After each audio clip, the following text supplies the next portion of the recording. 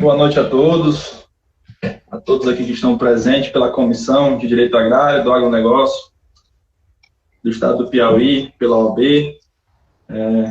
Deixar aqui a minha presença, substituindo o grande jogador, Dr. Evaldo Martins, presidente da comissão. Infelizmente, ele não pôde estar presente hoje, mas tentarei estar no seu nível, na apresentação e na mediação aqui do palestrante. Com grande honra, tenho a convidar colega de trabalho, parceiro, amigo, um irmão aí que a vida me deu, o Dr. Patrick Everhart, é um paranaense que já é piauiense, né? Ganhou, hoje é piauiense no documento. É uma honra receber aqui, não só como amigo, mas como estudante, um estudante de Direito Agrário. E sinta-se à vontade, a comissão está de portas abertas. E mais uma vez, obrigado à presença de todos. Espero que a palestra seja muito proveitosa para todos, com esse tema tão importante e muito novo, né, desse ano, e que vai ter muita dor de cabeça aí para o produtor que quer ter acesso ao crédito com esses novos mecanismos. Mais uma vez, obrigado pela presença, doutor. Sinta-se à vontade, faça sua palestra. Obrigado pelo convite. Dr. Vitor Gama, né? Amigo, parceiro do AgroJus, do escritório, advogado combativo aí de todos os dias. Agradecer também ao Dr. Evaldo Martins, nosso presidente da Comissão de Direito Agrário e do Agronegócio da OAB Piauí. Não poderia deixar de agradecer também ao Dr. Nicolas Koprovskis, o nosso vice, também amigo. E agradecer também aí ao Dr. Vitor por dizer que eu sou um paranaense do Piauí. Realmente, há 13 anos já me dedicando ao direito no estado do Piauí e também com atuação no estado do Maranhão. Para mim é um motivo de honra e de alegria viver aqui, trabalhar aqui e poder prestar os meus serviços jurídicos na área do direito agrário, ambiental, né, que são os carros-chefes do escritório, dentre outros ramos de atuação também que o escritório desempenha, com muito esforço, com muita dedicação e seriedade. Nosso tema de hoje, né, é o patrimônio rural em afetação e a cédula imobiliária rural. Antes de entrar propriamente nos temas que nós abordaremos, seria interessante dizer como que a gente vai trabalhar na palestra, qual seria a dinâmica. Nós temos alguns slides e também peço permissão para ler alguns dos slides, porque após a leitura existem os comentários jurídicos que serão feitos por mim.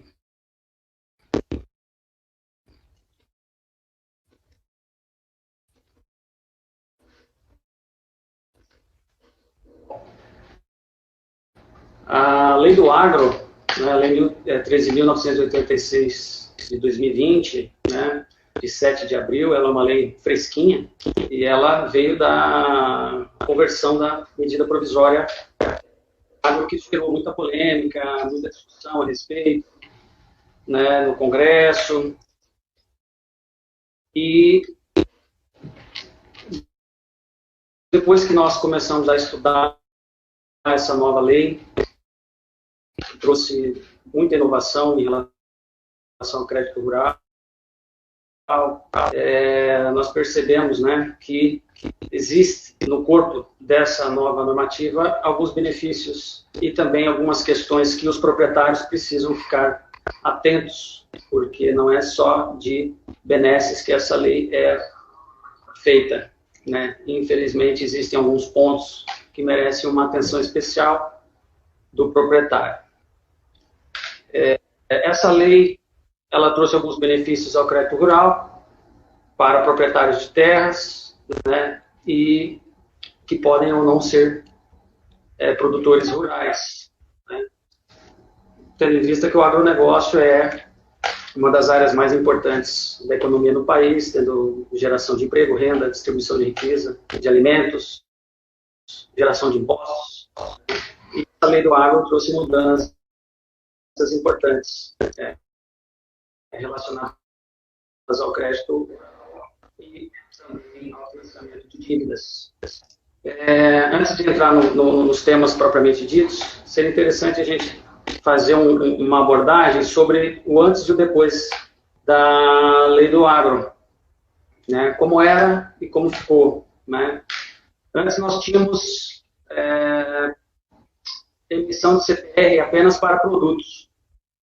Hoje a gente tem a possibilidade de emissão de CPR para produtos e derivados. Um exemplo que eu dou era a CPR de cana, e hoje existe a CPR do açúcar. Então, um antes, como era, e o depois. CPR era apenas em moeda corrente, vigente no país. As garantias dos empréstimos eram dadas apenas por bancos e seguradoras. E o que mais chama atenção, que é ligado ao patrimônio rural de afetação, é que a garantia, antes da lei do agro, era sobre a totalidade do imóvel. Ou seja, o proprietário, o produtor, enfim, quando ele fosse contratar esse tipo de empréstimo, dando esse tipo de garantia através de cédula de produto rural, ele tinha que vincular o imóvel como um todo, né, dentre as outras garantias existentes para a CPR. E uma das questões também importantes é o investimento estrangeiro, né, que não existia e que passou. Hoje a CPR, né, a título de curiosidade, apenas não é o tema da palestra, mas esse antes e depois, pode ser emitida para produto sobre produto. Né? A CPR ela também pode ser em moeda corrente, como era, né? E existe agora a possibilidade, né, de você utilizá-la com essa cláusula de variação cambial, com a possibilidade de aplicação em títulos de renda fixa, como o CRA, né, que é o Certificado de Recebíveis do Agronegócio. Outra inovação também que essa lei trouxe foi o Fundo Garantidor Solidário, né, onde nós temos a possibilidade de criarmos um fundo que será constituído de, no mínimo, 2 devedores, um credor e a possibilidade também de garantidores. E a possibilidade também do investidor estrangeiro, né, receber o imóvel dado em garantia, coisa que antes da lei do agro não podia, não era permitido. Ainda a título de introdução, né, é interessante trazermos ao conhecimento das pessoas, né, que essa lei ela veio para fomentar o crédito rural, né. Ela trouxe em seu bojo garantias mais sólidas aos credores, né, menos burocráticas, né, a exemplo aí da desnecessidade de registro das cédulas de imóvel rural e das cédulas de produto rural, né, nos cartórios de registro de imóveis, como ocorria anteriormente com a CPR, né, e com as cédulas de crédito rural, porque houve uma alteração na lei e essas exigências não existem mais. O que se registra ainda são as garantias vinculadas a essas cédulas, né, a exemplo aí da hipoteca, do penhor, da alienação fiduciária. E dessa forma, para trazer junto com essas garantias mais sólidas e menos burocráticas, criou-se o PRA, né, que é o Patrimônio Rural em Afetação. este patrimônio rural em afetação, sim, registrado no cartório de registro de imóveis, como a gente vai ver na sequência desse bate-papo aqui. E ele pode ser total e parcial, né, atrelado sempre a CPR ou a cédula de imobiliária rural. Vamos começar pelo patrimônio rural em afetação. Ele é previsto no artigo 7º da Lei 13.986 de 2020. Nós temos como conceito uma nova modalidade de garantia, né, sem que haja a necessidade de se constituir um ônus real sobre a totalidade do imóvel. Né. Esse é o viés do PRA, do patrimônio rural em afetação, diferentemente da hipoteca, né, quando o proprietário ou o produtor ia pegar algum empréstimo ou ia fazer alguma operação bancária, ele, se fosse escolher essa modalidade de garantia, ele vinculava o imóvel todo e não somente parte do imóvel, como é possível com o patrimônio rural em afetação. É uma nova modalidade de garantia. Quem tem legitimidade para requerer constituir é o proprietário de imóvel rural, pessoa natural ou jurídica, né? Ele pode submeter o seu patrimônio de forma total ou parcial em garantia, né? E aqui eu faço um comentário que é a respeito, né, dessa legitimidade. A lei fala em proprietário, né? Ela não fala em produtor rural. Então, esse proprietário, ele pode ser pessoa natural ou jurídica, e após a vinculação, né, após a constituição do patrimônio rural em afetação no cartório, né, de registro de imóveis, existem algumas condições que este proprietário, que pode ou não ser um produtor rural, deve seguir. Né? E um exemplo que nós damos de cumprimento de certas condições é quando ele for dispor deste patrimônio rural afetado em garantia, né, ele deve fazê-lo através da emissão de uma cédula imobiliária rural para operações financeiras, né? Nós verificaremos que essa cédula ela não pode ser utilizada a não ser em casos de operações financeiras, ou através da CPR, cédula de produto rural, que serve para negócios, certo? Dr. Lutero Pereira, Lutero de Paiva, é um prazer tê-lo conosco, doutor. Inclusive, me filio ao seu entendimento aqui, que mais na frente da palestra eu vou citá-lo, com maior honra.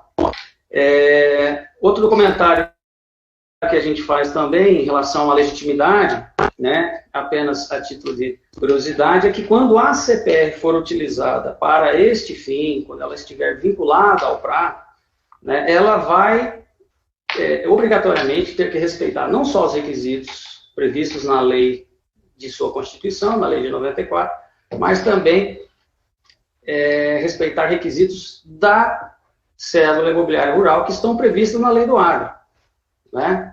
Dentre esses requisitos, a caracterização, né, a exata localidade do imóvel que está sendo dado em garantia, afetado, né, e também a cláusula de permissão de forma irretratável que o credor possa, em caso de não pagamento, transferir a propriedade para o seu patrimônio, né? E um detalhe importante que a gente traz a discussão no caso de pessoa jurídica, né, convém atentar-se para os atos constitutivos dessa empresa, né, e saber se o administrador e se o procurador possuem poderes específicos para poder levar este patrimônio rural, né, que seja afetado, e realizar esta afetação junto ao cartório de registros de imóveis. Aí seria interessante, né, a pessoa jurídica verificar os seus atos constitutivos nesse sentido, né, e se atentar para esses poderes especiais, né, que estão, salvo melhor memória, lá no Código Civil, no artigo 661 e seguintes. Seguindo, né, o patrimônio rural ele é constituído por solicitação do proprietário, né, que pode ou não ser um produtor rural, pode ser uma pessoa natural, uma pessoa jurídica, e o registro de imóveis, assim como o seu cancelamento também deve ser feito dessa forma, como a gente vai ver mais à frente. As ilustrações são criações aí do Dr. Vitor, então, essas imagens, esses bonequinhos, os alertas aí, bom, não são afetados pelo PRA, né? Vamos chamar o patrimônio rural em afetação de PRA, fica até mais fácil, né? É uma expressão até um pouco grande, e a cédula imobiliária rural nós vamos chamar de CIR, para facilitar a palestra. Não são afetados pelo PRA. Lavouras, bens móveis e semoventes. Nesse caso, né, verificamos que se tratam de bens que não estão incorporados, né, na terra. Diferentemente do que ocorre com benfeitorias e accessões que integram, né, o valor dessa afetação quando esse PRA for dado em garantia, seja através de CPR, seja através de cédula imobiliária rural, né? Então, lavouras, bens móveis e semoventes não entram, até porque muitas vezes não pertencem nem ao próprio proprietário, né? A exemplo aí de um arrendamento, onde o arrendatário superficiário é quem planta, né? É quem coloca o trator, né? É quem coloca os animais para engorda, cria, né? E esses bens não poderiam entrar no regime de afetação, porque são bens, são frutos, né, naturais, outros industriais, de caráter transitório, circulante, de consumo, né? Então, o patrimônio rural em afetação, ele vai afetar a terra, as accessões e as suas benfeitorias. E aqui trago as lições do Dr. Lutero de Paiva, né, que está nos assistindo. Me sinto lisonjeado, inclusive, pelo senhor estar participando dessa palestra. Dr. Lutero de Paiva, ele traz uma questão no seu e-book muito interessante, né, que é a atenção que o proprietário tem que ter na hora de fazer a exata caracterização, né, pormenorizada, e descrição pormenorizada também das accessões e das benfeitorias. Na hora de contratar um empréstimo, na hora de obter o crédito, porque isso vai impactar no valor da garantia. Isso vai impactar e tem uma importância relevante na hora do proprietário emitir, né, a cédula de produto rural ou a CIR, né, que é a cédula imobiliária rural. Tamanha importância, né, da participação do advogado nessa hora para poder instruir direitinho o proprietário, para que ele saiba, né, quais são todos os seus direitos e também o que deve compor esse patrimônio rural em afetação. Na sequência, garantia prestada por meio de CPR ou CIR, né? Exatamente as duas formas que o proprietário pode dar o PRA em garantia. É interessante nesse ponto, porque a lei do agro, ela previu que esse patrimônio rural em afetação fosse utilizado pelo proprietário para fomentar negócios ligados ao agronegócio. né? Então, a necessidade de vinculação através de cédulas rurais, né? Não possibilitando que este patrimônio rural em afetação seja constituído para outros fins, né? Daí a circulação de riquezas, de negócios, né? E de créditos ao proprietário e às pessoas que estão legitimadas, né? Tanto para CIR, que seria o proprietário, quanto para a CPR, não necessariamente o proprietário, mas sim o produtor. E aí, dentro de produtor, nós temos uma série de pessoas jurídicas e físicas que podem emitir a CPR. Né? Violações à Constituição do PRA, né? Aqui fica vedada essa Constituição em imóveis que já possuam, né, hipoteca, alienação fiduciária ou outro ônus real, né, ou ainda, né, ônus que estejam registrados e averbados à margem da matrícula. E a lei cita esta lei 13.097 de 2015, que o tributário, né? Só que lá no artigo 54, ela traz o conceito, né, muito debatido entre a doutrina e muito utilizado por nós operadores do direito no dia a dia, sobre os atos de concentração à margem da matrícula. Né? Eu acho que eu estou acompanhando o áudio aqui, né? Só um minutinho aqui, pessoal.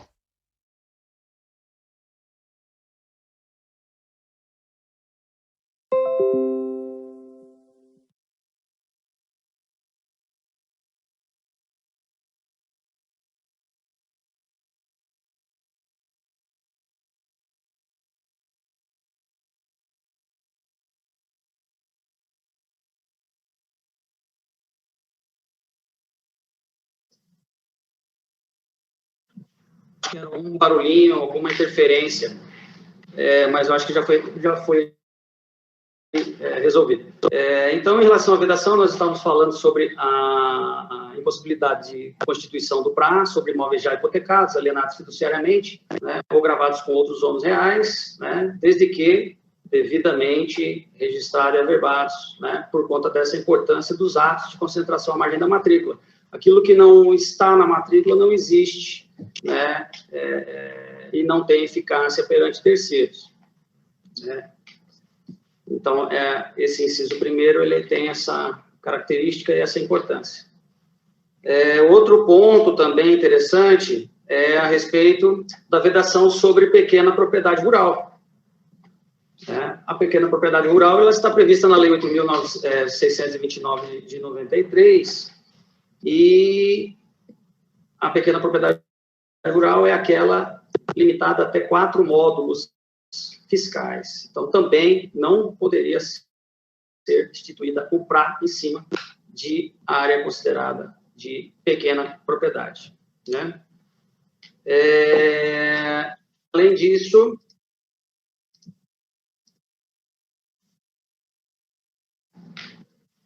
áreas de tamanho inferior ao módulo rural ou, né, a fração mínima de parcelamento, o que for menor, também não pode. E os bens de família, né, que estão, cujo conceito de bem de família está no Código Civil. E aqui eu trago um comentário sobre o inciso 1º do artigo, o inciso 1 do artigo 8º, que fala em outro ônus real. Né? É interessante porque outro ônus real, né, se nós formos verificar, por exemplo, o penhor, né, o penhor, ele não afeta a coisa imóvel, e sim a coisa móvel. Então, não há vedação na instituição do PRA se já houver um penhor de safra, por exemplo, sobre esta propriedade, enfim, que tenha sido negociado pelo proprietário. Não há essa vedação, né, porque é uma constituição sobre coisa móvel, tá? Passando aqui, aí, apenas para título ilustrativo, nós temos a pequena propriedade rural e o bem de família, né, que são vedações previstas.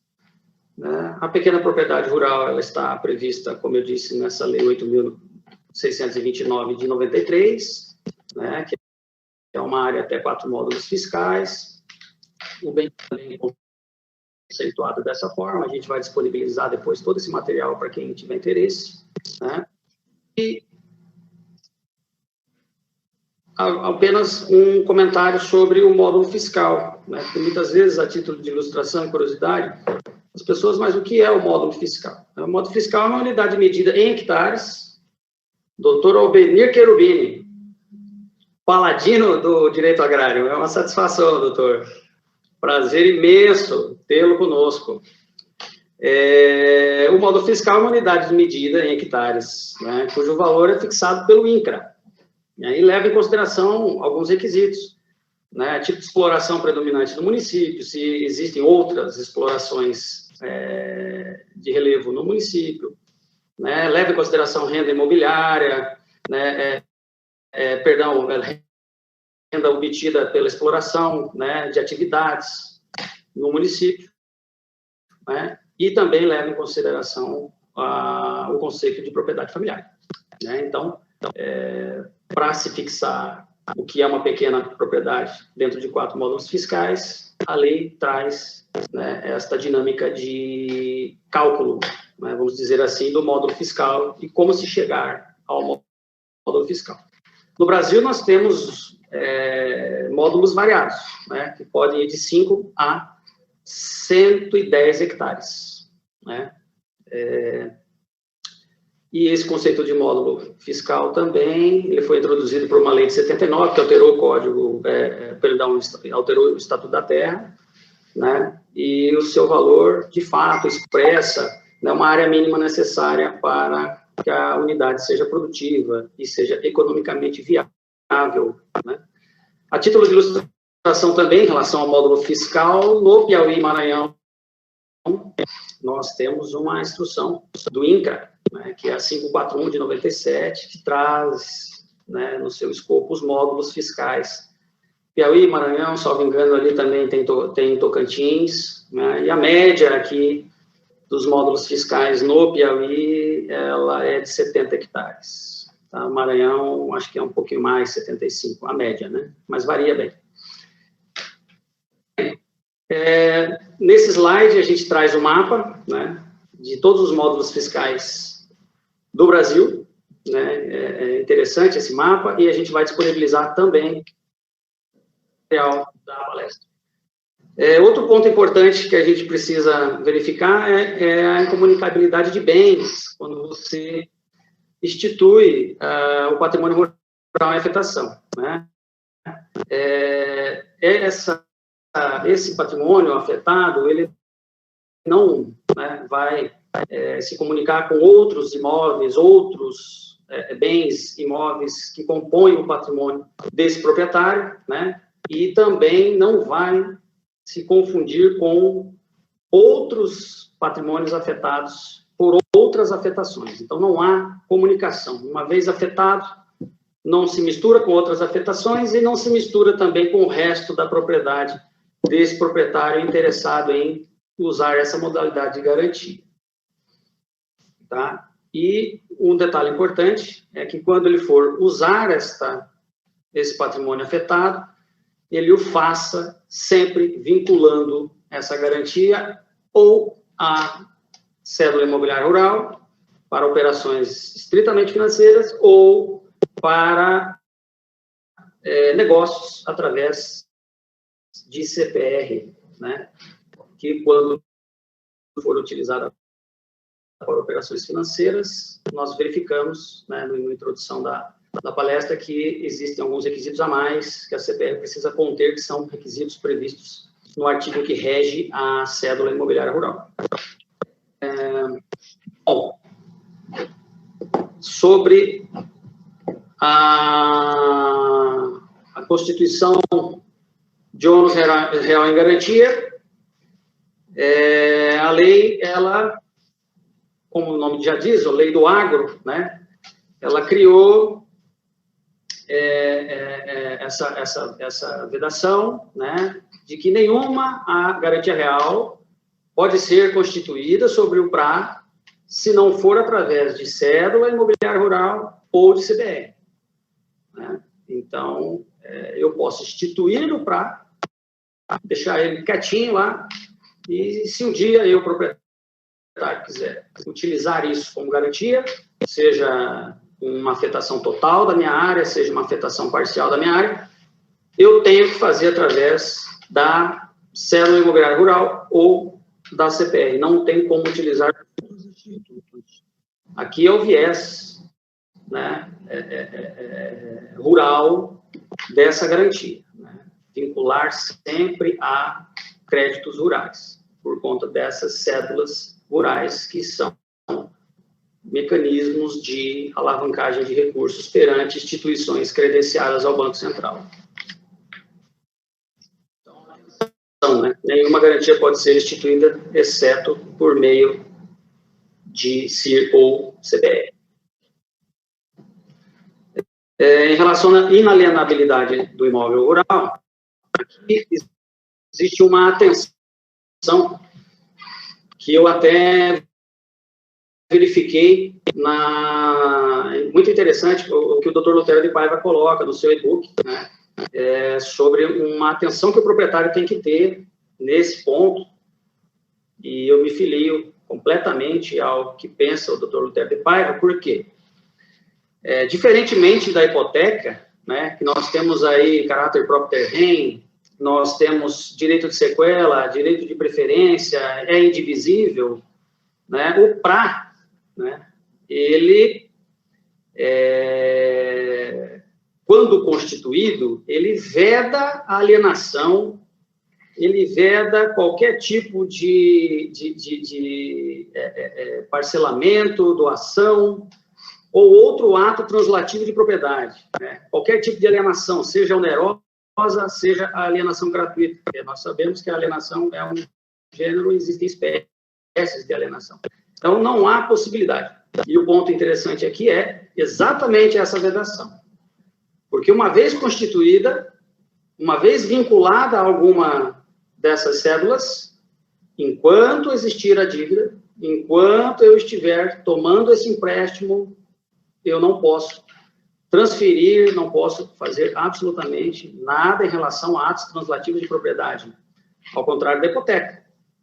Né? A hipoteca, eu posso sim, até por conta do direito de sequela, ela vai acompanhar a coisa e não o proprietário.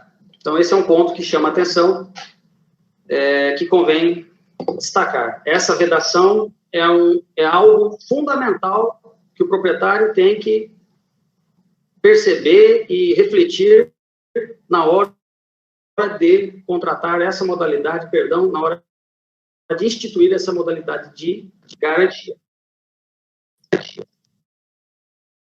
Aqui o Vitor caprichou, né? Vende-se R$0, telefone inexistente, não pode.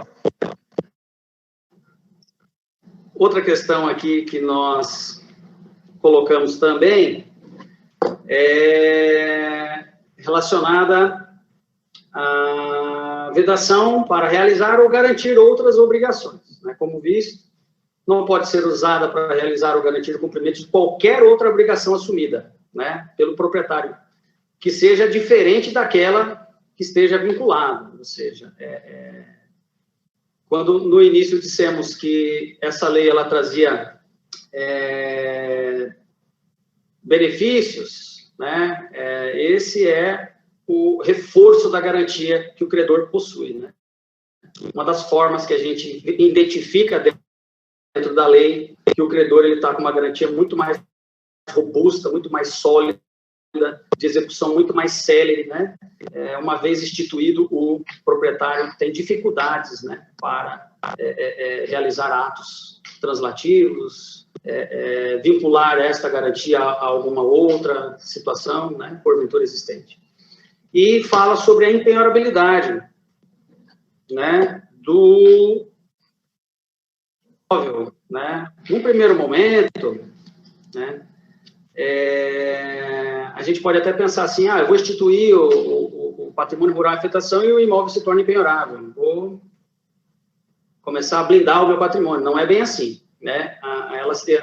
O PRA, né, ele dá à terra esse caráter de impenhorabilidade quando for negociado essa garantia com alguma instituição vinculada, autorizada pelo Banco Central, ou seja, quando eu tiver a relação jurídica, o negócio jurídico com o credor, e esta garantia já esteja constituída devidamente no registro de imóveis, essa cédula emitida, assinada, já registrada na entidade autorizada e credenciada ao Banco Central, ou seja, quando eu já possuir a relação de garantia e emissão da cédula, que vai levar essa garantia até o credor, aí eu torno o imóvel impenhorável, né, e não sujeito à constituição judicial.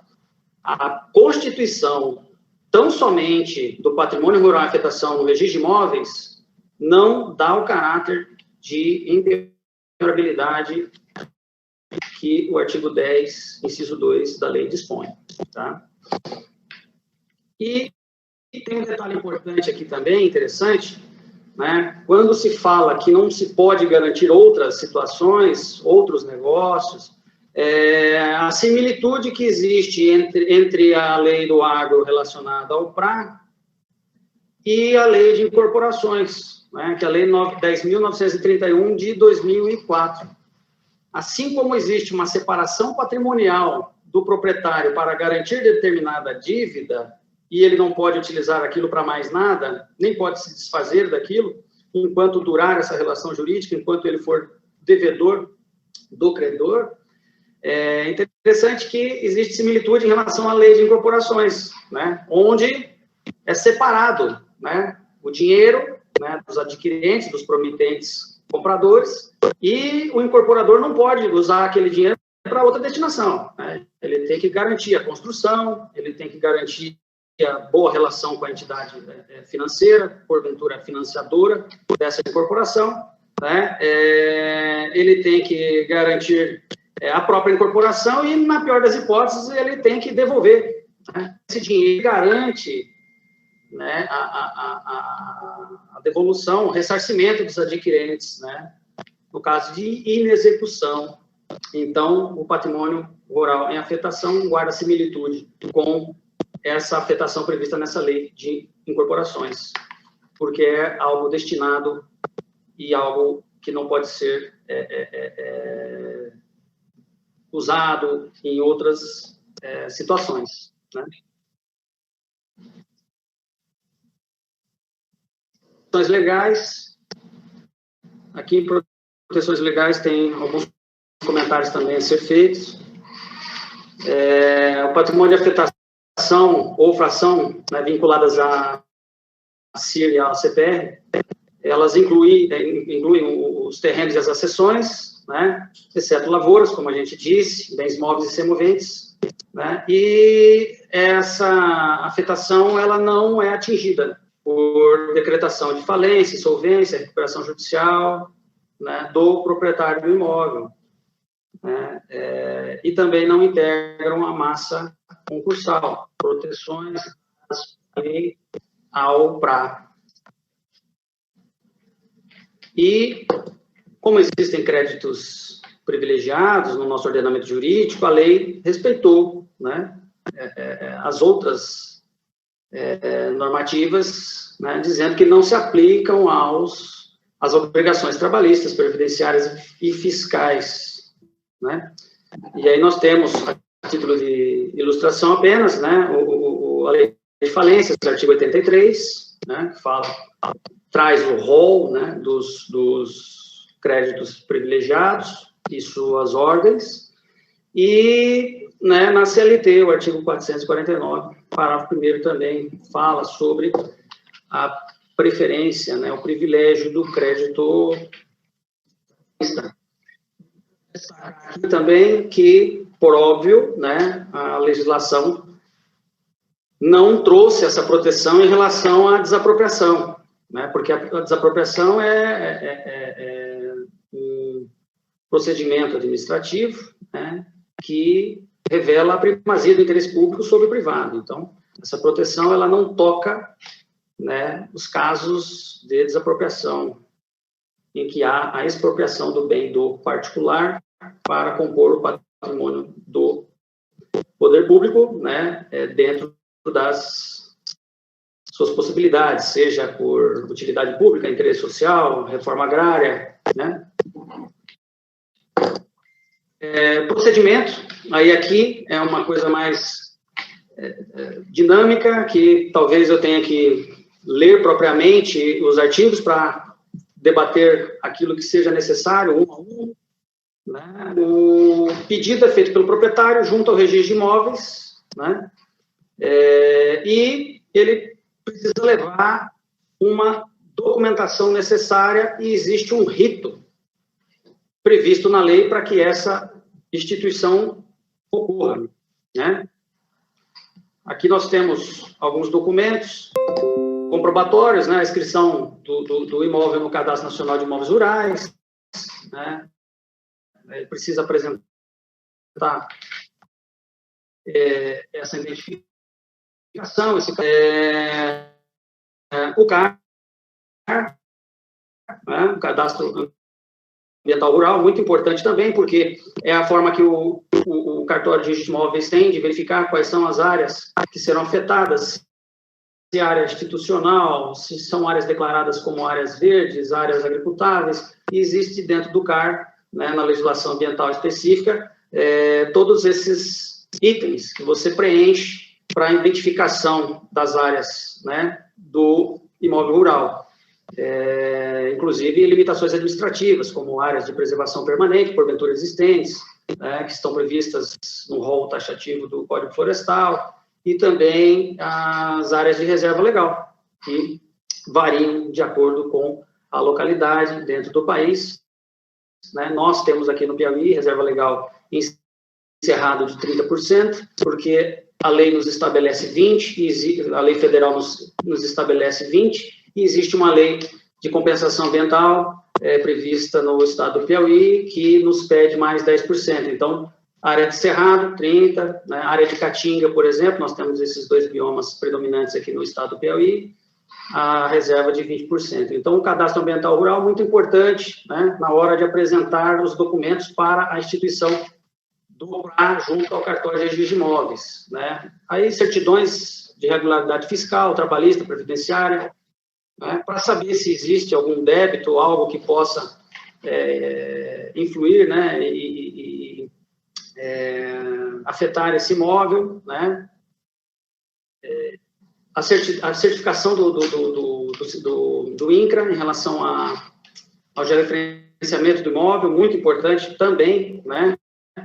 E aí, aqui lembrar a importância do proprietário ter uma certa organização documental, estar em dia com a legislação pertinente, aplicável, né? Porque essa certificação ela é feita por um agrimensor, um engenheiro, né? E ela segue ritos, né? Nós temos a portaria 486 de 2013, que homologou, né, a terceira norma técnica, que deve ser seguida, né? E tem também o procedimento previsto na Instrução Normativa 77 de 2013, que deve ser seguida também para que você proprietário, possa adquirir a certificação do georreferenciamento do seu imóvel.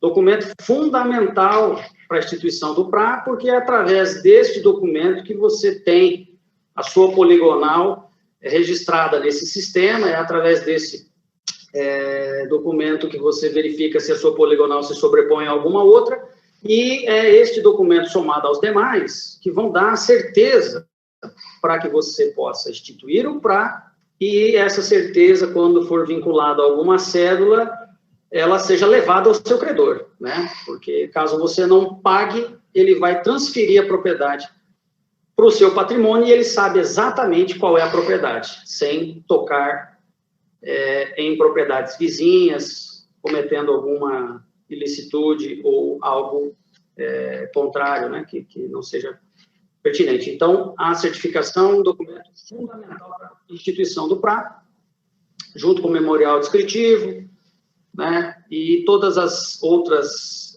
características que delimitem a propriedade, enfim. E lembrando só que o memorial tem que ter o nome dos ocupantes e confrontantes com a indicação, né, das suas respectivas residências, né. Como nós estamos já numa fase muito avançada do georreferenciamento no país, né, é uma lei de 2001 que trouxe no seu decreto um pouquinho mais à frente, em 2002, no 4449, prazos e tamanhos de área que deveriam ser feitos os GELs, né.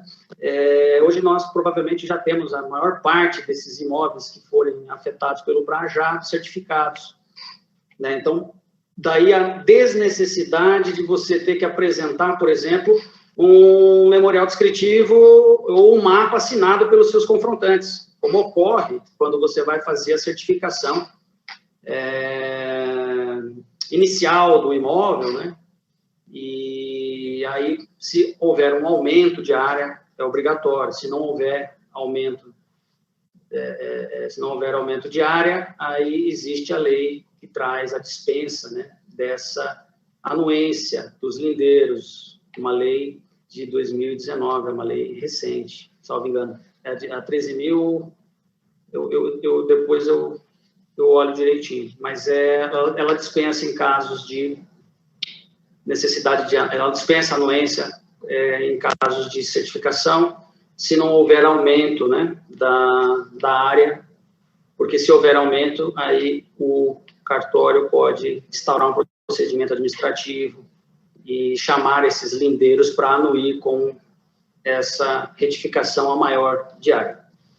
Então, seguindo ainda pelos documentos necessários, a planta do imóvel com memorial descritivo, ART, coordenadas, tudo isso, na hora que o proprietário tiver a certificação das peças técnicas do georreferenciamento, ele vai ter, porque o agrimensor vai passar isso para ele, então fica mais fácil de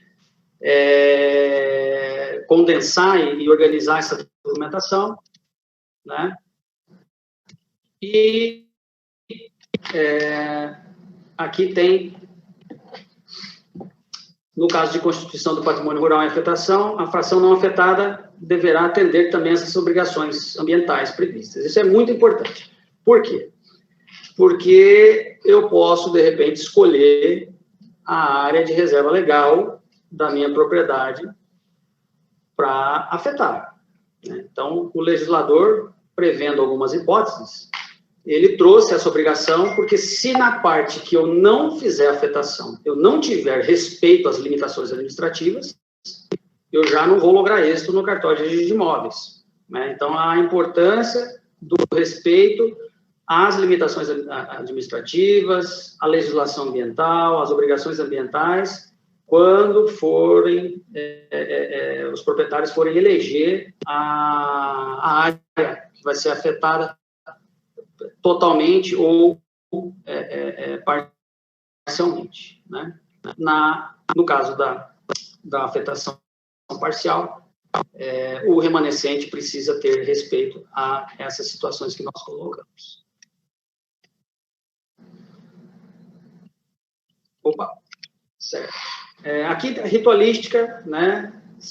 O oficial ele vai receber esses documentos, ele vai verificar todas as solicitações e as exigências legais, né? Havendo alguma divergência, alguma complementação, ele submete isso ao proprietário, né?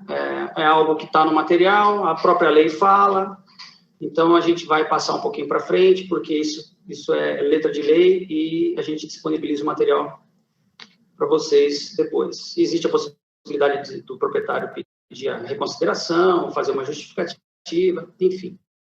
Mas fato é, a instituição do PRA, ela traz requisitos, documentos necessários, uma vez atendidos, o cartório deve sim instituir e registrar o patrimônio rural em afetação. Aqui é uma obrigação interessante, porque essa parte da lei, né, ela fala que o proprietário credor que constituir o PRA, ele deve promover atos de administração da conservação e preservação do patrimônio rural em afetação, né? Inclusive proteger judicialmente, né? Algum problema com posse, algum ato de ameaça, esbulho ou turbação dessa posse, dessa propriedade, alguém que queira, de repente, reivindicar essa propriedade, né? E deve se manter em dia com as obrigações tributárias, previdenciárias e trabalhistas, até porque essas obrigações, elas, como nós vimos anteriormente, elas não vedam, né, a afetação do credor, né, a interferência do credor nesses casos. Então, aqui me chama a atenção que a lei fala que você deve proteger e cuidar do que é seu, né? Me parece um pouco óbvio, né, mas é o que a lei diz, né? E mais na frente a gente vai verificar também que um dos motivos pelos quais pode ocorrer o vencimento antecipado da cédula, que leva essa garantia até o credor, é esse descuidado, né? Então, eu acho que dizer para o proprietário que institui o PRA, que ele deve cuidar do patrimônio, é meio que óbvio. Mas, quando a relação jurídica negocial com a instituição credenciada pelo Bacen já estiver sido efetivada, aí sim, né, o proprietário, né, ele deve saber, né, deve lembrar que ele tem um credor, né, e que se ele não cuidar, o credor pode dizer, olha, você não está cuidando da garantia que você me deu. Então, eu acho que caberia ao legislador colocar essa previsão em outro momento da lei, e não no momento da constituição do PRA, porque cuidado que é seu, acredito que todo mundo que tem a propriedade rural, muitas vezes, né, ou na maior parte das vezes, cuida, zela, né, pelo seu patrimônio. O cancelamento também é feito junto ao registro de imóveis, né, assim como a solicitação, né? E interessante que esse cancelamento ele não pode ser feito enquanto não houver prova da liquidação da dívida, seja através do pagamento da CPR, seja através do pagamento da CIR. Enquanto isso não ocorrer, você não consegue dar na baixa, né? Vamos usar o termo desafetar, né, esse patrimônio para que você possa utilizá-lo em outras garantias.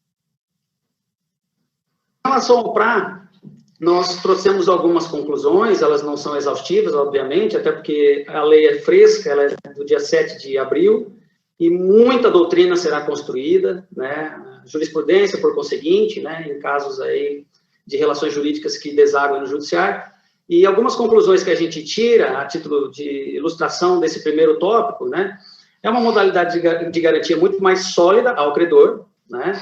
Existe um procedimento prévio, né, junto aos cartórios para instituição e cancelamento, né. O proprietário ele não necessariamente precisa ser um produtor rural, né, isso é interessante. A garantia ela tem que ser instituída, né, vinculada obrigatoriamente através da CPR ou da cédula imobiliária rural para fomentar o agronegócio, fomentar a geração de crédito nesse setor, né. E a constituição do PRA por si só não afeta, né, os contratos agrários em parceria, porventura firmados, porque a Constituição ela não muda o status do imóvel, né? E a Constituição do PRA também não, por si só, não gera a impenhorabilidade do imóvel, como a gente falou anteriormente. Aí, de algumas conclusões, né, nós verificamos aí que existe uma observância à legislação ambiental, né, tanto na afetação total quanto na parcial, né, vedações especiais em relação a pequena propriedade, bem de família, módulo rural ou fração mínima de parcelamento, né. Somente após concluída a afetação, né, no cartório e com a liquidação das cédulas é que você consegue fazer o cancelamento do PRA e aí poder ofertar novamente essa garantia através de uma nova instituição, né, dessa afetação. E é um instrumento utilizado, né, que é novo, né, a legislação não tinha nenhuma previsão parecida, que possibilita o proprietário em dar parte dos seus imóveis, do seu imóvel, em diversos tipos de operação de crédito, né? Anteriormente, você não poderia agir dessa forma, porque o bem ele era integralmente destinado à garantia, né?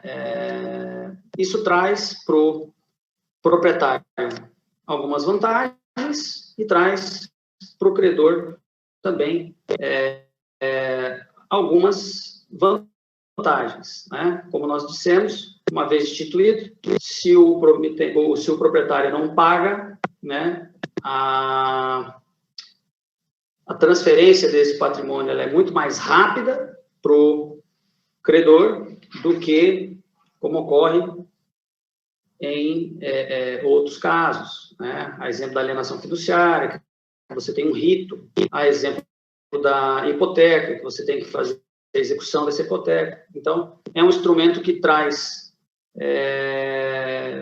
segurança e muita atenção na hora de ser eleito e constituído, né?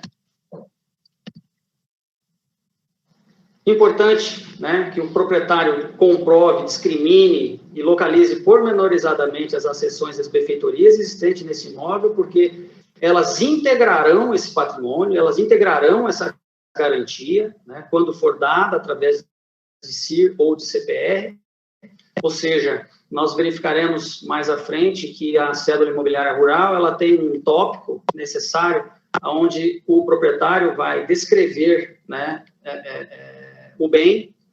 Então, é muito importante que essas acessões e benfeitorias que integram a garantia sejam descritas, valoradas, né, porque isso aumenta também a possibilidade de aporte de recursos por parte de alavancagem de recursos por parte do proprietário. E o que me chama a atenção, lendo algo a respeito, né, fazendo pesquisas, são algumas situações que na prática poderão ocorrer, né?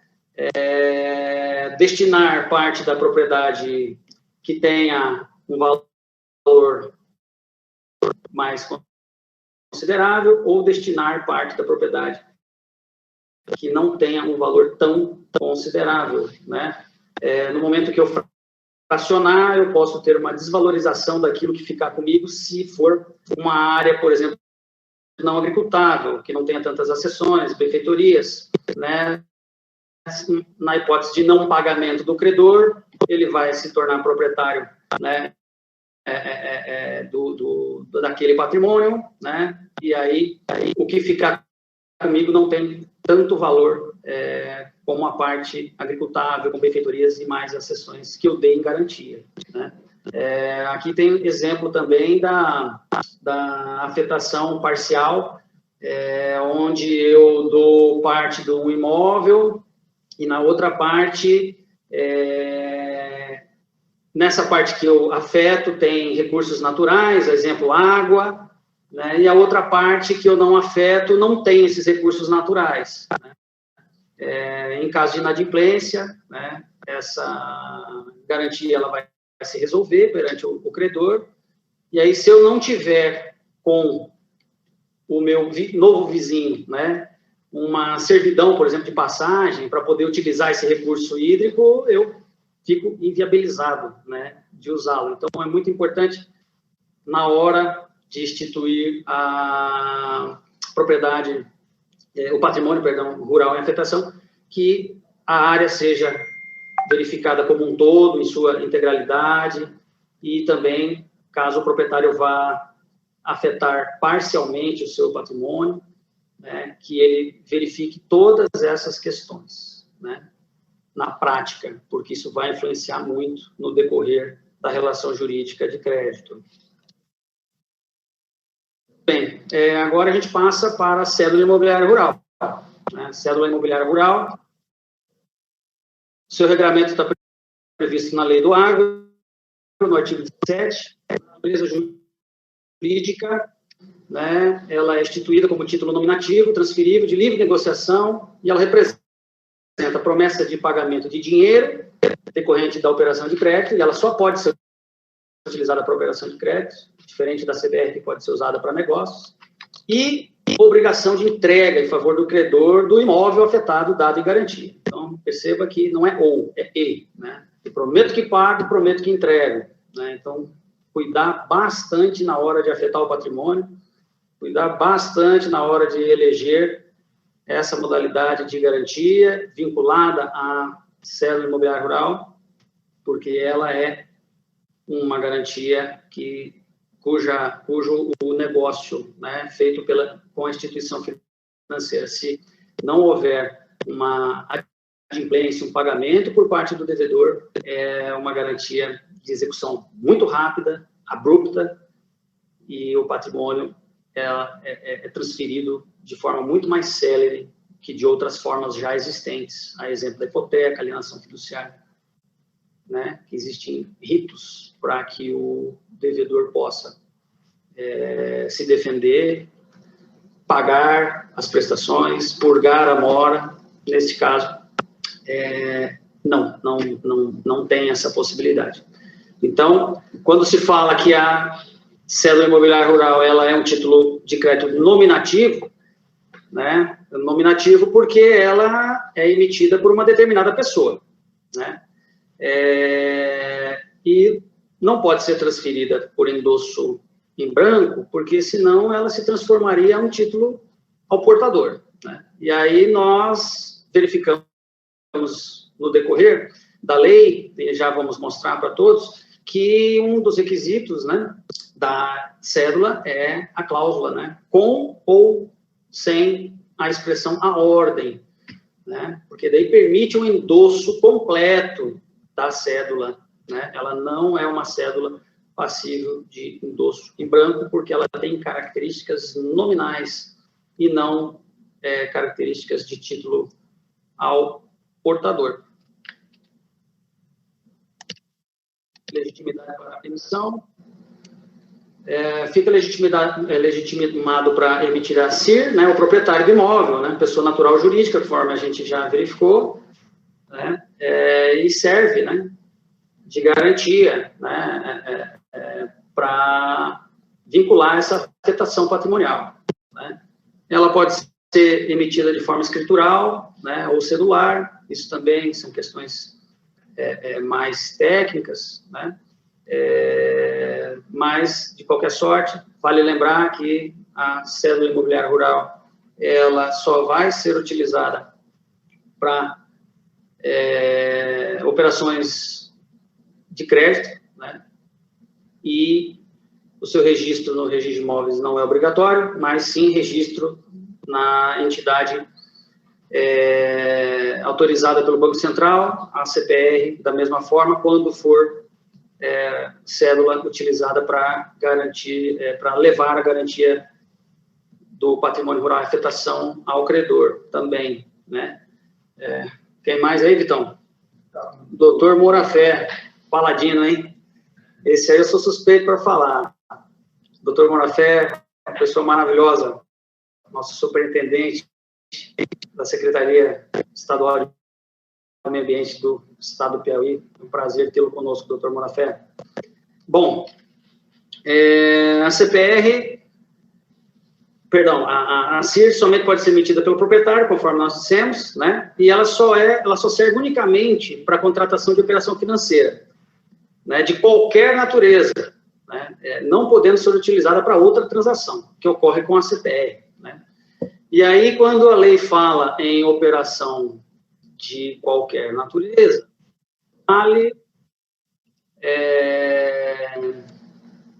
lembrarmos aqui que existe uma circular do plano de contas, circular 1273 do COSIF, né, ou COSIF, né, que fala, né, sobre essas operações, né, que a lei fala, operações de qualquer natureza. E quais são as operações existentes, reguladas, autorizadas pelo Banco Central?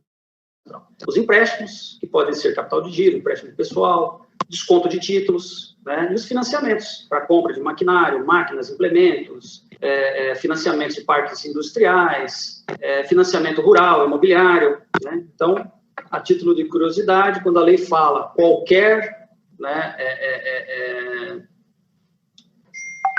qualquer outra modalidade, né, qualquer transação, nós temos essas 3 espécies, né, empréstimos, títulos descontados e financiamentos.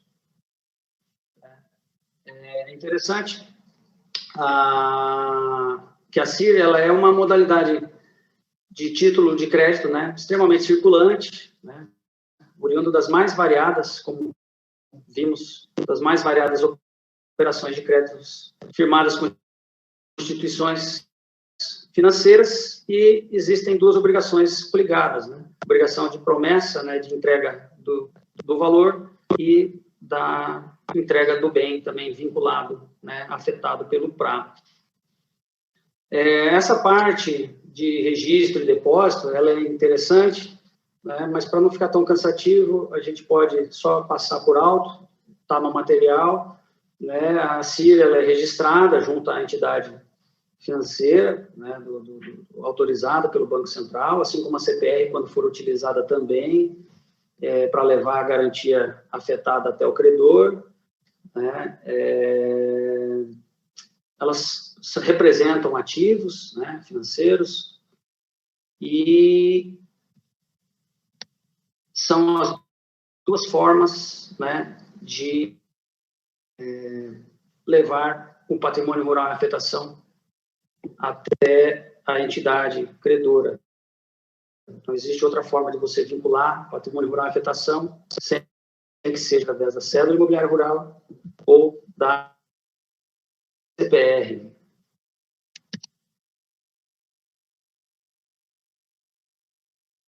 Né?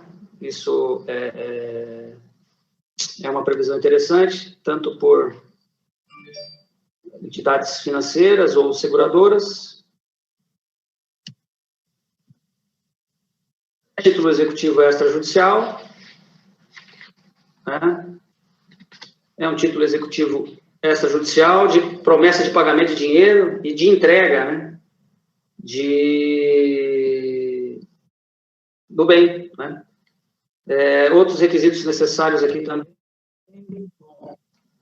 dispensa protesto contra endossante e avalista. Requisitos necessários, aqui é a parte interessante, né, sobre, deixa eu ver, pulei aqui.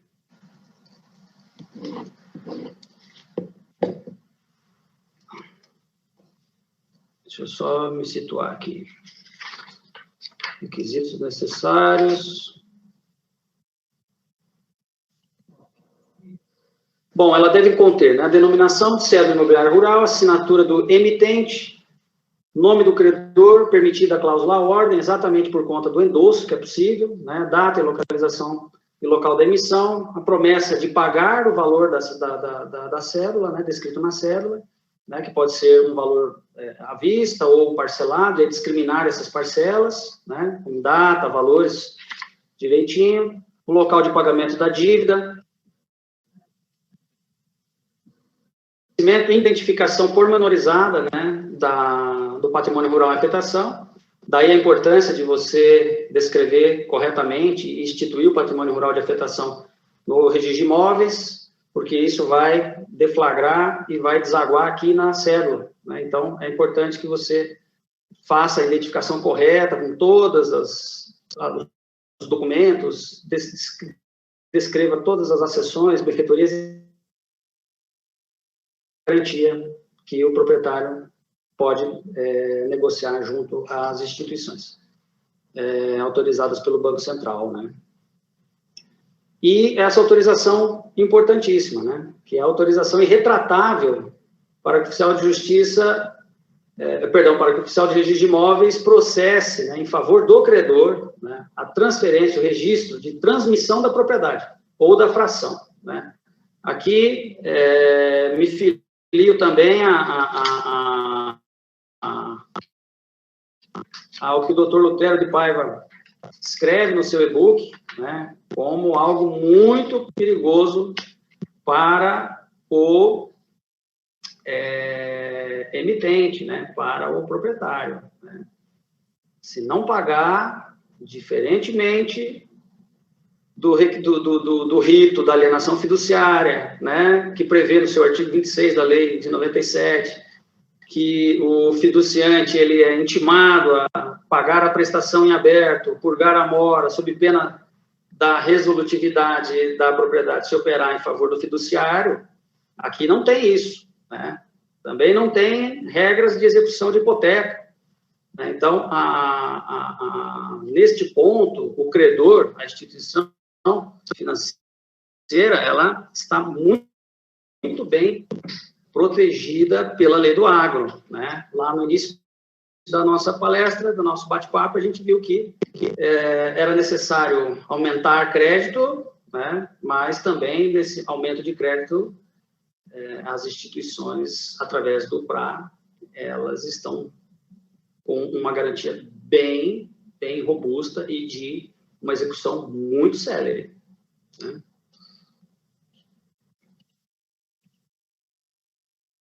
Requisitos necessários, bom, é sequência da lei, né? Ela é uma cédula que ela não possui uma forma solene, né? Prevista em lei, ela certamente será confeccionada pelas instituições credoras, obrigatoriamente conterão todas as cláusulas necessárias existentes em lei, né? Para que possa ter eficácia executiva, né? Existe um prazo para que essa cédula seja registrada e seja avisada, né? E comunicada ao cartório para que essa garantia seja válida, né? Sob pena de não ter eficácia e essa garantia não puder ser utilizada pelo credor em caso de não pagamento, né? E aí tem uma parte também interessante, né? Que o proprietário tem que ficar atento, né? Porque esse prazo é um prazo, a meu ver, preclusivo para a eficácia da garantia, né? Existe a necessidade, o prazo de 5 dias para que essa cédula, né, ela seja registrada, informada, para que o PRA, vinculado a ela, possa, sim, garantir aquele crédito, né, emprestado ao proprietário que deu a garantia. Bom, em relação à possibilidade de negócios, né, como vimos, a cédula imobiliária rural ela só pode ser utilizada e negociada, né, através de instituições credenciadas do Banco Central e também através da Comissão de Valores Imobiliários.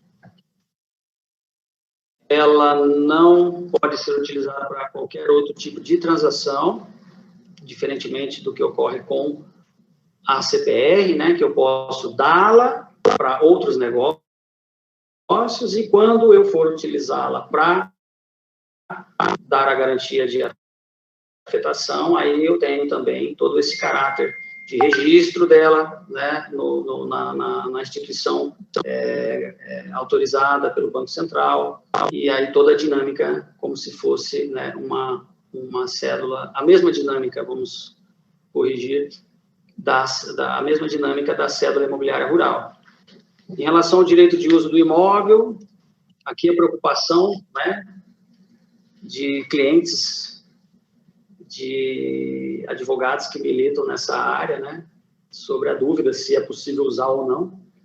É possível sim, né, a constituição do patrimônio rural em afetação, né, até a sua liquidação em pagamento, ela não impede o uso da terra, né, pelo proprietário, e ela também não impede que o proprietário possa realizar contratos agrários, né, a exemplo aí da parceria rural, do arrendamento rural, né, não há esse impeditivo.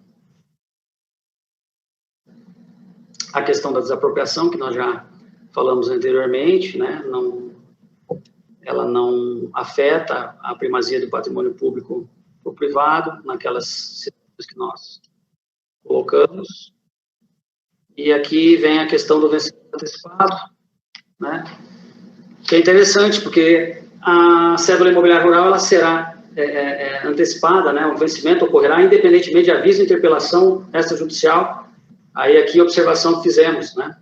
Se o devedor não cumpre com a obrigação de pagamento, né, daquele valor da cédula, né, descrito na cédula, e também não cumpre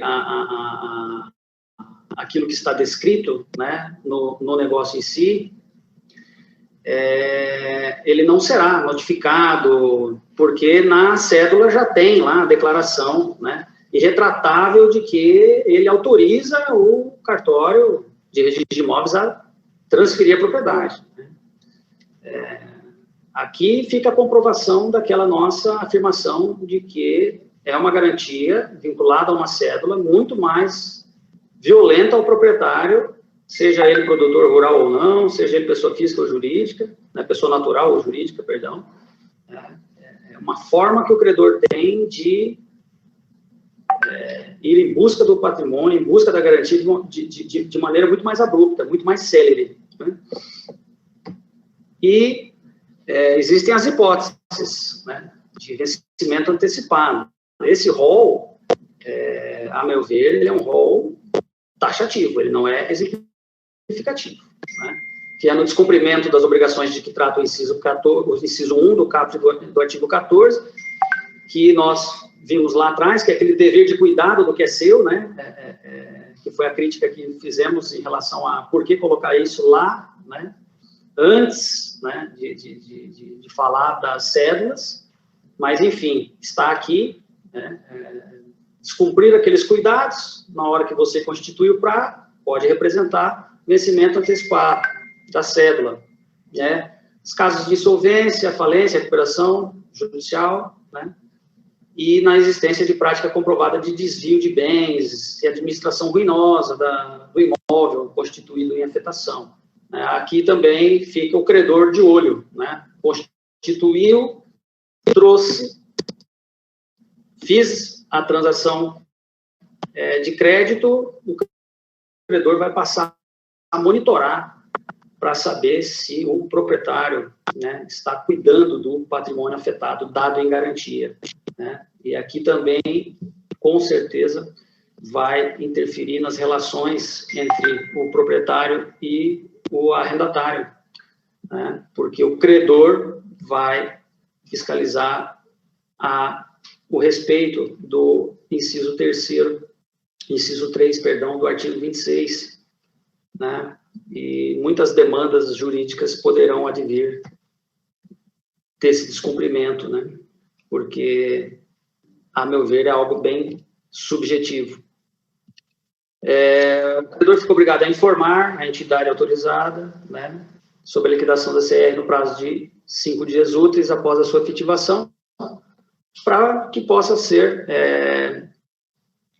tomadas as medidas em relação a cartório, baixa, né, desafetação.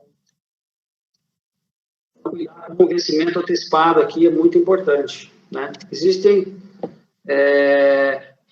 alguns comentários, né, pró-credor, né, que foram feitos, né, que é essa praticidade de execução dessa garantia, né, essa falta, né, de obrigação de avisar, de interpelar, de notificar, né, utilizando-se daquela cláusula, né, que estará contida, né, na cédula, de que o emitente autoriza essa transferência abrupta em caso de não pagamento, de inadimplência.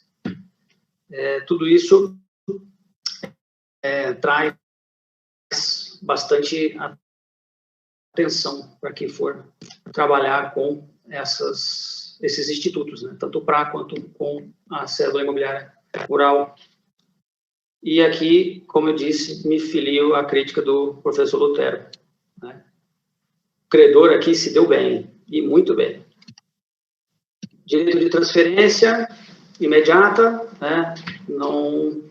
enquanto não liquidado o crédito por ela representado, o credor poderá exercer o imediato direito de transferência, né, para a sua titularidade do registro de propriedade, né, que constitui o patrimônio rural em afetação, ou de sua fração, né, dependendo se for total ou parcial, né, e não precisa avisar o devedor. Ou seja, a fotinha que o Vitor colocou, o pessoal indo embora da fazenda, porque não pagou a cédula e perdeu a propriedade. E aqui existe também uma questão importante, que é um pouco extenso, né, mas seria legal a gente repassar, já estamos chegando no final da apresentação, né, eu me permito a leitura. Quando a área rural constitutiva do patrimônio rural em afetação vinculada a CIR estiver contida em imóvel rural de maior área, ou quando apenas parte do patrimônio rural em afetação estiver vinculada a CIR, o oficial de registro de imóveis, de ofício ou a custa do beneficiário final, efetuará o desmembramento, né? Na hipótese prevista deste artigo, aplique-se no que couber os artigos 26 e 27 da Lei de Alienação Fiduciária, né? Que prevê o leilão dessa propriedade para pagamento, né, do...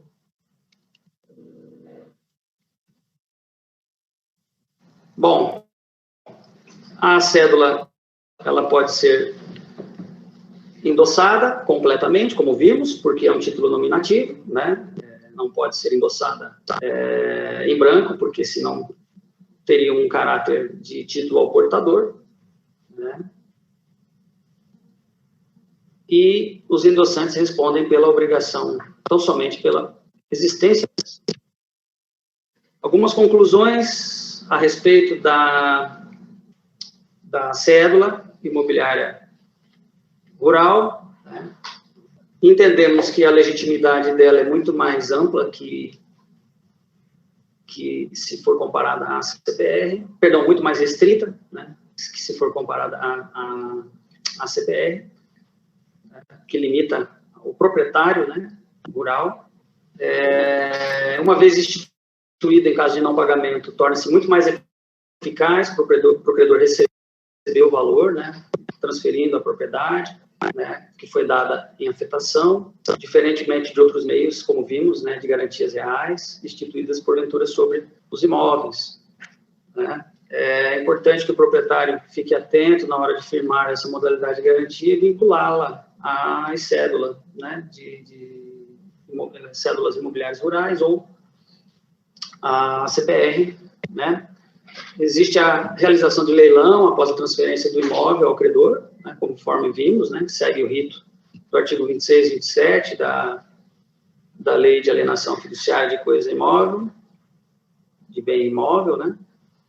É interessante pautar também que vimos que o artigo 26 ele é um rol taxativo, ou seja, somente naquelas 3 hipóteses eu tenho vencimento antecipado, né, então a impontualidade, porventura, de pagamentos, de cédulas que contenham prestações, né, que não sejam um pagamento à vista, né, com data programada, valor, essa impontualidade, ela por si só não gera vencimento antecipado da cédula, né. Esse é um ponto muito importante. Conclusões rápidas, obviamente, que dá para conjecturar um bom tempo aí sobre o que a Lei do Agro trouxe de positivo e negativo, mas traçando algumas coisas positivas, né, a Lei do Agro, ela, por meio do patrimônio rural em afetação, por meio da CIR, né, e das inovações trazidas à Lei da CPR, ela destravou o crédito rural, ela possibilitou a alavancagem de recursos, né, inclusive por instituições estrangeiras, né, para algumas modalidades apenas, incentivou o financiamento privado, né, abriu o acesso ao crédito, garantindo que o produtor utilize o mesmo imóvel para assegurar vários empréstimos, não só um, como ficava antes. Doutor Caio, esse é meu irmão, né? E aí, Caião, beleza? O doutor Lutério faz parte da comissão, o cara é um monstro, é o papa, o paladino aí do direito agrário. Que bom que você está perto aí do professor Lutério. Obrigado por assistir, meu irmão. Obrigado. E pontos negativos, alguns também, né? Propiciou para o credor um mecanismo muito mais agressivo da execução da garantia, né? Com a transferência imediata da propriedade para o seu patrimônio, né? Sem a necessidade de notificação, sem a necessidade de comunicação, até porque na hora da emissão da cédula, o proprietário emitente já declara, fala, olha, se eu não pagar de forma irretratável aqui, eu aceito que o registro de imóveis proceda esse ato, né, esse assento imobiliário de transferência. Bom, aí o Vitor colocou uma foto antiga aqui, porque eu já estou ficando velho, né, então a gente procura sempre botar uma foto mais nova. Eu terminei, só trago aqui também, rapidamente, a importância do advogado em relação à lei do agro. Eu acho que é bem curto o que eu vou dizer, mas é fundamental, né, que o proprietário conheça os seus direitos e deveres que estão previstos nessa lei. Tá? Desde a negociação da operação de crédito que ele for tomar, desde o empréstimo. Até porque a gente sabe que o banco vai vir com um contrato leonino, com um contrato de adesão, com cláusulas predispostas, né, cláusulas engessadas. E então, desde a negociação, a importância que o proprietário, seja ele produtor ou não, pessoa física, natural ou jurídica, ele se filie a um advogado, a um operador do direito, para análise, né, desse contrato, desse empréstimo, né. Assessoria também é importante na hora do advogado demonstrar para esse proprietário quais são os prós e os contras à instituição do patrimônio rural em afetação. Quem faz uma leitura rápida sobre o Instituto, muitas vezes não percebe que existem algumas pegadinhas aí que não são tão interessantes para o proprietário. E eu, como advogado de produtor rural, não poderia deixar de alertar para essa situação, né? A necessidade e a importância de você ter assessoria do advogado também na hora de alertar o cliente em eleger ou não essa nova modalidade de garantia. Além disso, né, nós vimos a burocracia que é você instituir o patrimônio rural em afetação no cartório de registro de imóveis. A quantidade de requisitos, documentos que são necessários. Tudo isso o advogado pode ajudar o proprietário, né, neste trabalho também junto ao cartório de registro de imóveis, né, para aglutinar essa documentação, fazer a solicitação, né, caso haja alguma emenda, realizar essa emenda, fazer a justificativa do pedido de reconsideração, enfim, esse trabalho também de assessoria voltado no ato de instituição dessa nova modalidade de garantia. E não menos importante, né, depois de instituído, caso o proprietário queira dar esse imóvel afetado em garantia, também a importância do advogado na análise da cédula, né, preenchimento dos requisitos necessários. Nós verificamos que a cédula ela não é um título solene, né, ela comporta cláusulas não financeiras, né, ou seja, analisar também o que a entidade credora, né, vai colocar nesta cédula, quais são as obrigações, as demais condicionantes, enfim, a assessoria também, nesse ponto, é fundamental para o proprietário. Eram essas as minhas considerações, agradeço, espero não ter sido tão prolixo, o tema é bem interessante e sugiro que todos aí os interessados façam uma leitura da lei, porque ela trouxe essa possibilidade de fomentar o crédito rural, trouxe uma criação de garantias mais sólidas, menos burocráticas, mas que também não são tão assim interessantes para o proprietário em caso de inadimplência. E afora o resto que tem dentro da lei do agro, né? Que aí para falar sobre CPR, para falar sobre fundo garantidor, a gente precisaria de mais uma ou outra palestra, tá ok? Eu agradeço a todos, mais uma vez agradeço ao ALB, a presidência da Comissão de Direito Agrário, pela oportunidade, ao Dr. Vitor Gama, secretário-geral, que viabilizou essa palestra, Dr. Nicolas, e a todos que emprestaram um pouquinho dos seus preciosos tempos aí nessa oportunidade. Muito obrigado. Muito obrigado a todos pela presença. Sensacional a palestra do Dr. Patrick. É um tema ainda novo, muito extenso. Como já foi bem apontado, haverá muitos conflitos. O produtor rural terá que ter muitos cuidados, principalmente identificar os ativos financeiros, como bem apontou o Dr. Patrick, o Dr. Lutero, o Dr. Albeni, porque, apesar que essa lei trouxe facilidade de acesso ao crédito e a criar essas garantias, também trouxe mecanismos muito mais severos, violentos, agressivos na execução dessas garantias, que poderá prejudicar de forma absurda o produtor. Então, aquele produtor que não é organizado, que não se adaptou, não tem uma administração correta do seu patrimônio, terá sérias dificuldades e que perderá seu bem mais precioso de forma muito rápida, né? Que é sua propriedade. E isso vai perder sem sequer ser avisado, né? Como foi apontado pelo Dr. Patrick. Mais uma vez, eu agradeço a presença de todos. Sinto muito satisfeito. Lembrando a todos que sigam o canal aqui no YouTube da Comissão, que toda semana tentaremos colocar uma nova palestra, um novo tema, um novo palestrante, do Brasil inteiro, né? Graças aos bons contatos que nós temos palestrantes aí no Brasil inteiro, amigos, expert em inúmeras áreas. E, mais uma vez, obrigado, boa noite a todos, boa quinta-feira.